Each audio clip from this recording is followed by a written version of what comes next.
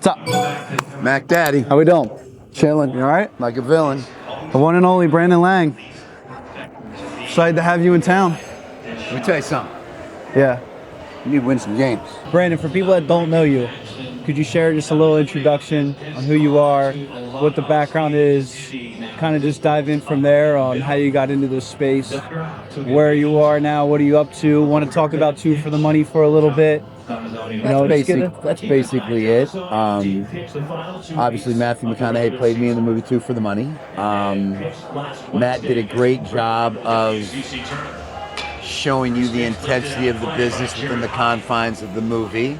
The best scene was the script bar scene where the guy fumbles the punt and that flips the game from a cover to a non-cover, and he just basically drops his drink in the middle of the strip bar. Well, in this business, that happens. Bad beats, good beats, but you don't remember the good beats, you remember the bad beats. And Matt did a great job of capturing the intensity of what a sports handicapper goes through. So kind of put me on the map, and I kind of taken that mantle, and some will say I'm the most recognizable name in the business because of Two for the Money.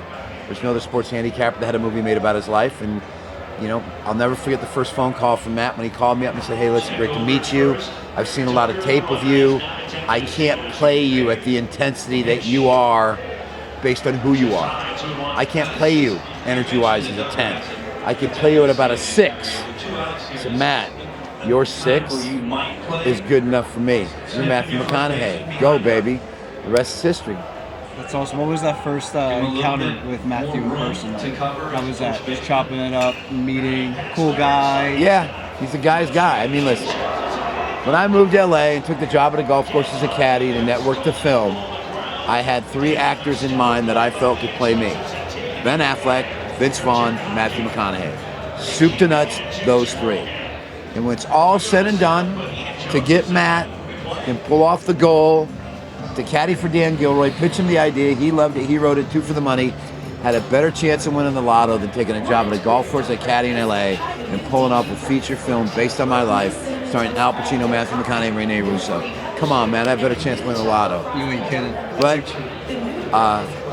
be that as it may, there's something to say for genuineness and sincerity in this world.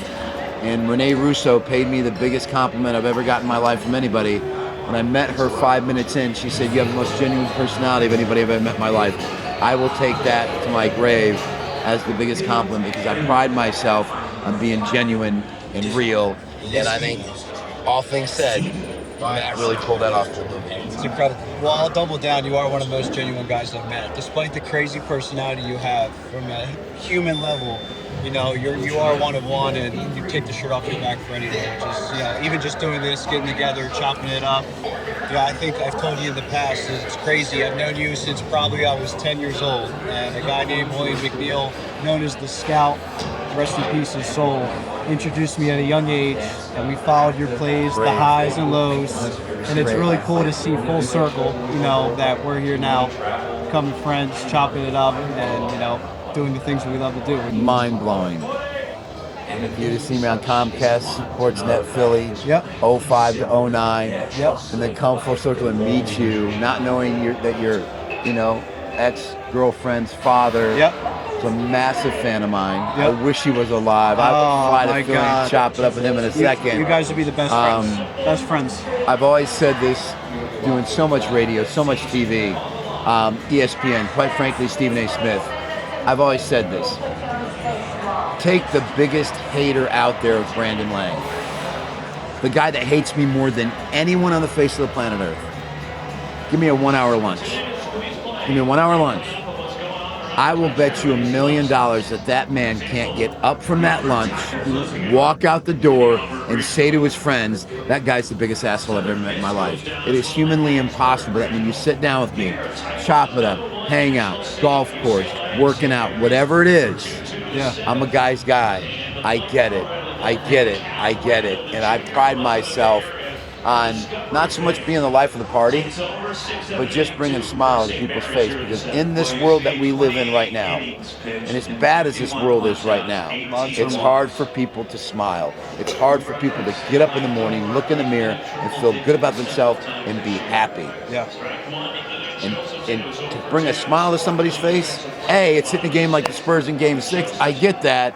But the downside to that is, as Brandon Lang, I cannot win enough to sustain the demand for my picks. Right. I just can't. If I go on an absolute heater, and on my website, brandonlang.com, my biggest release is a 200 dimer.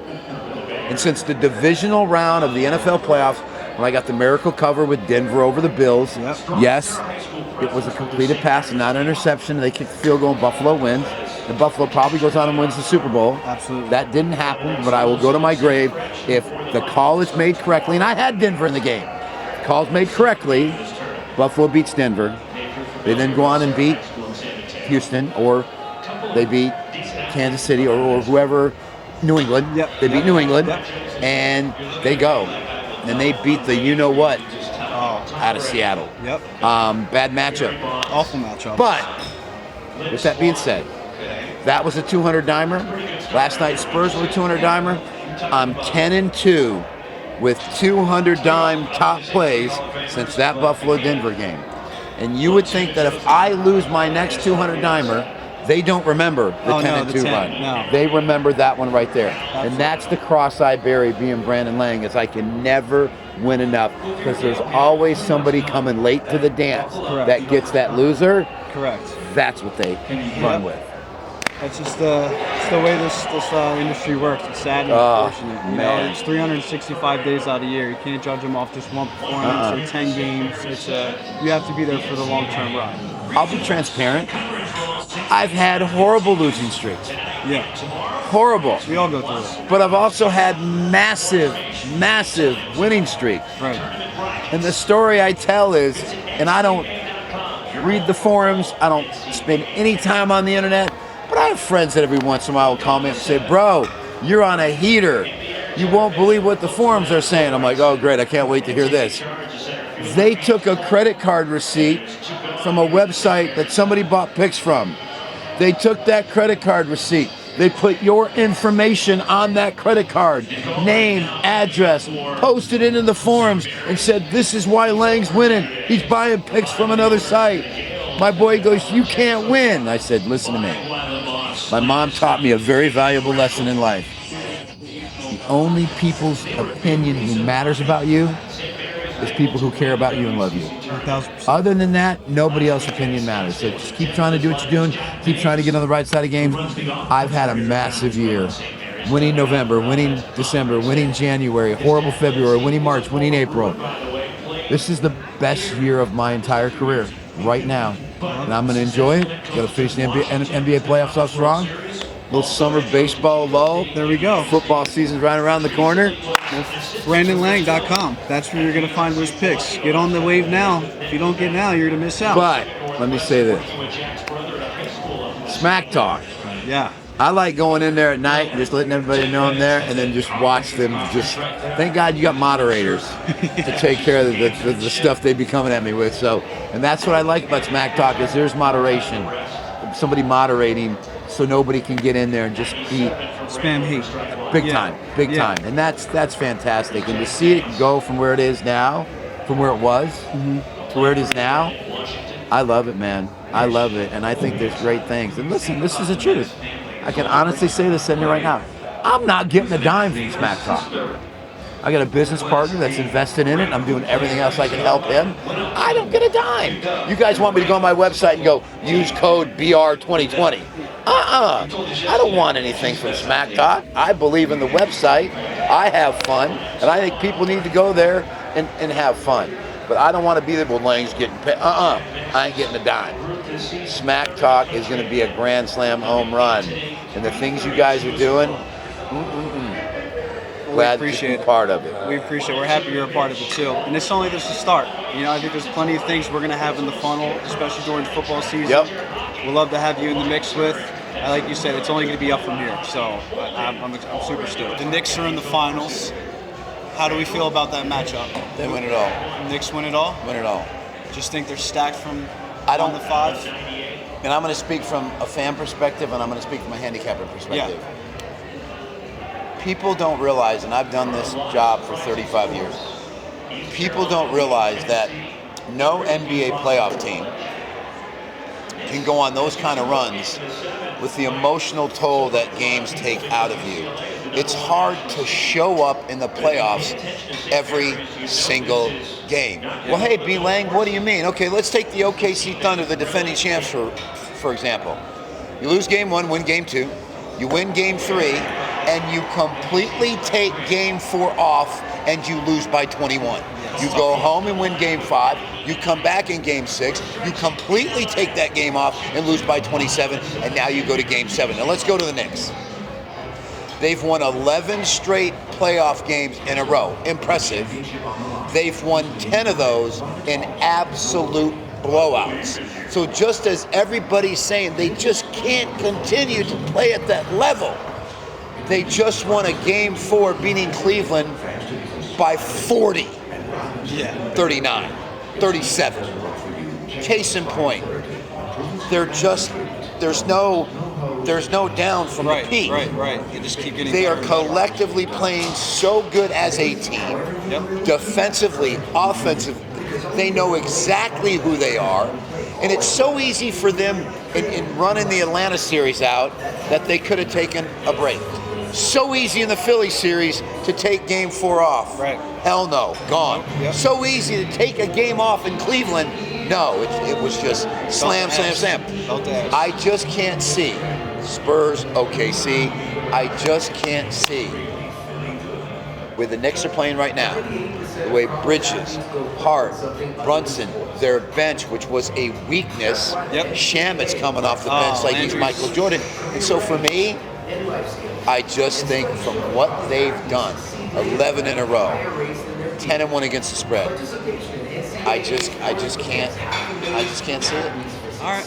Well, I honestly agree. I agree with you. I think of, not to be biased, being from Philly, but my Philly Eagles, when they won the Super Bowl, everything was firing at the same exact time. Defense was on the same page, offense on the same team. They're playing for each other. I think that same mentality is going within the locker room for the Knicks. But again, if OKC gets there, I mean, they're just stacked when it comes to the bench. I think it's going to be a good series, but I do believe the Knicks have it this year. It's going to be a lot of celebrated in New York City. The city may burn down. I will take this to my grave.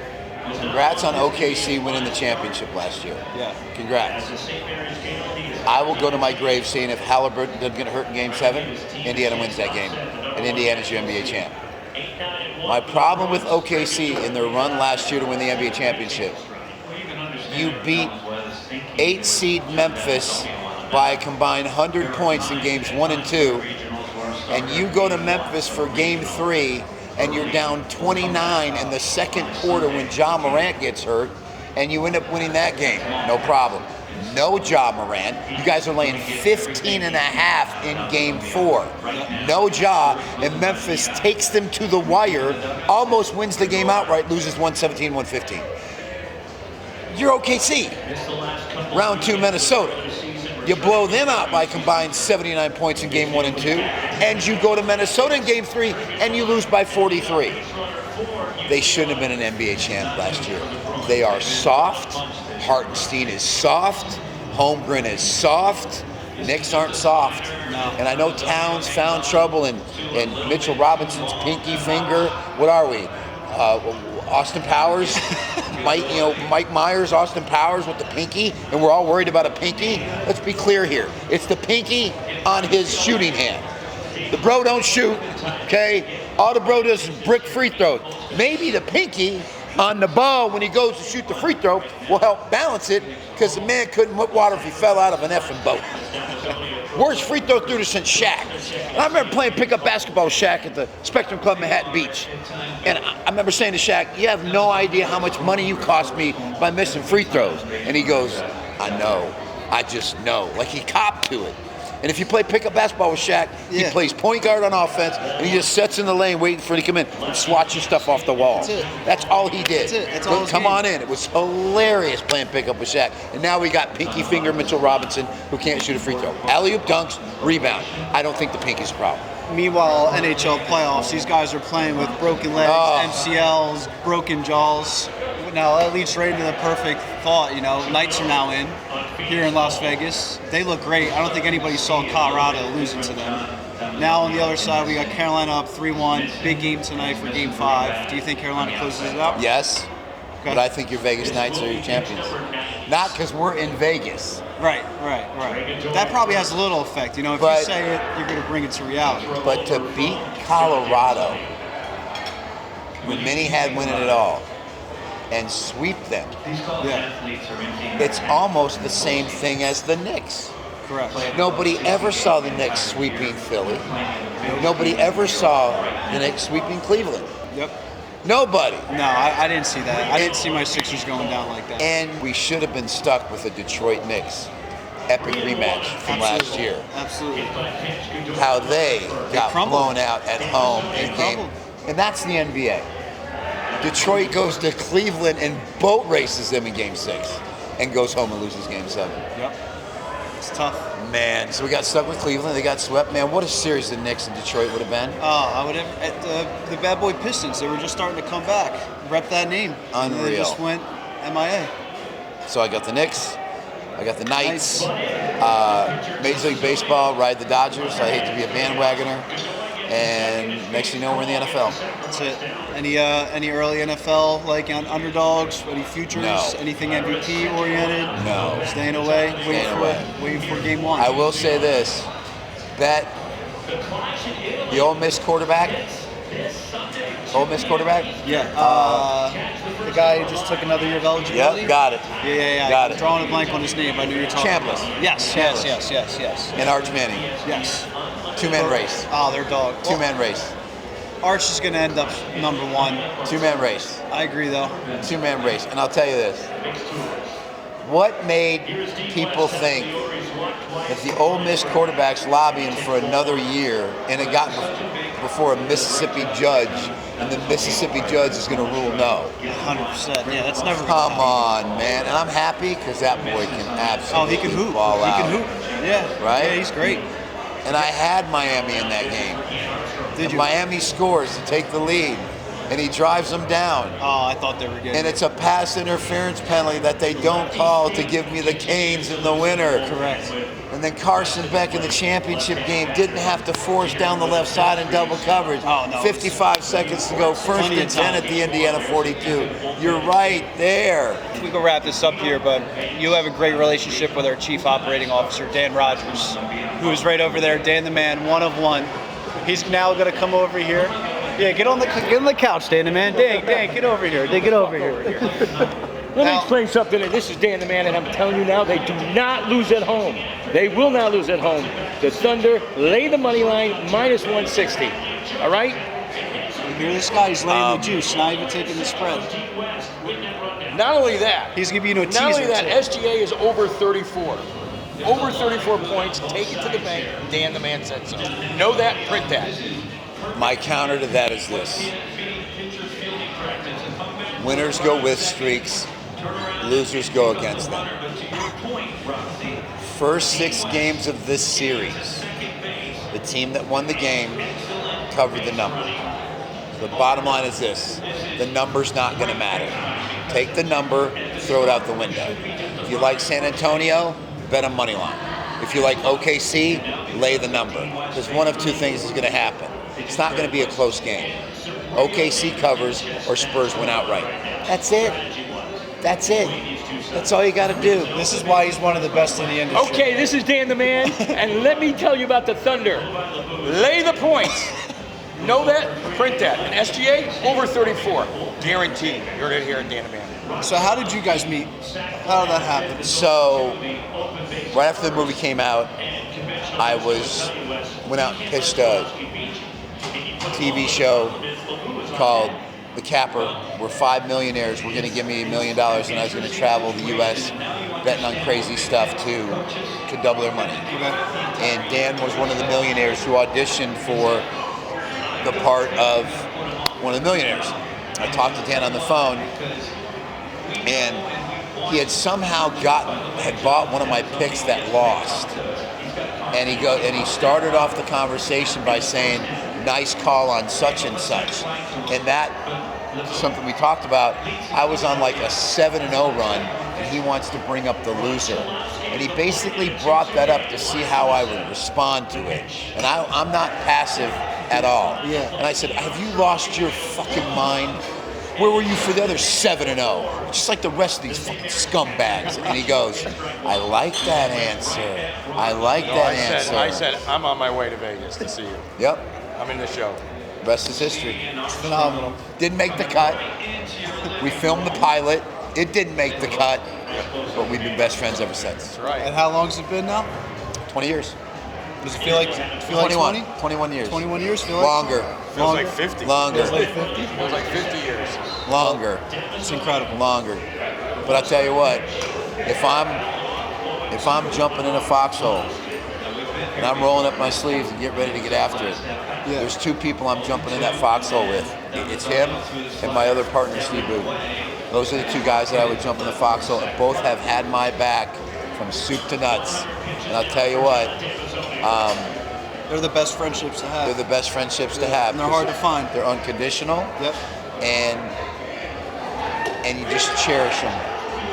Because, as you said, they're hard to find. Yeah. It even works a lot better when we hit 12 in a row. Yeah. Then the friendship's fun. It's true. I can only imagine 3 losses in a row. In a row, what this looks like. Forget about it. 3 losses in a row. It's probably a lot of smack talk going on. I might look like the smaller guy, but I can take it. What round you got this guy in, Brandon? Yeah. What round? Before we get in the ring. Well, hold on. See that right there? It doesn't. Hey, you want to see mine? You want to see mine? Here. This is supposed to be Children's show? children's PG-13. Oh, I'd walk out of the ring. I couldn't do it to him. There you go. I win. Well, it's great to connect with this guy, Dan the Man in the Flesh. Don't forget to check out Smack Talk app. Download it at Google Play Store, Apple Store. Until next time.